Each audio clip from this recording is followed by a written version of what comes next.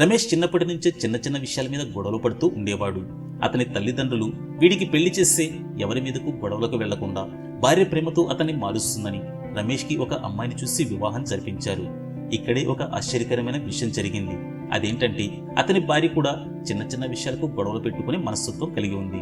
ఆ ఇద్దరు వ్యక్తులు కలిస్తే గొడవలు తగ్గుతాయనే భావనతో తల్లిదండ్రులు వీరిద్దరికీ పెళ్లి చేశారు. పెళ్లి ఘనంగా జరిగింది. ఫస్ట్ నైట్ వారిద్దరూ బంధువులు ఇచ్చిన బహుమతులు తెరవడం ప్రారంభించారు. బహుమతులు ప్యాక్ చేసి ఉండడంతో భర్త కత్తిరితమ్మని భార్యకు చెప్పాడు.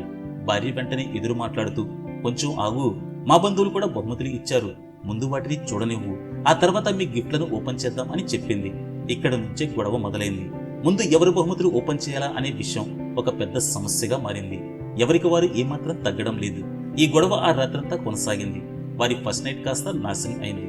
ఆ తర్వాత రోజుల్లో కూడా ఈ గొడవలు తగ్గలేదు. బహుమతుల దగ్గర మొదలైన ఈ గొడవ నిత్య జీవితంలోని ప్రతి చిన్న విషయానికి గొడవ పడేవాళ్లు. కొన్ని రోజుల తర్వాత ఇద్దరూ కలిసి ఉండడం సాధ్యం కాదని విడాకులు తీసుకున్నారు. ఈ కథలోని సందేశం ఏంటంటే, పెళ్లి చేస్తే మనుషులు మారుతారు అనేది కేవలం ఒక అపోహ మాత్రమే. 90% మనుషులు చిన్నప్పటి నుంచి వచ్చిన స్వభావాన్ని అలాగే కొనసాగిస్తారు. నిజమేనా? మీ అభిప్రాయం కామెంట్ చేయండి.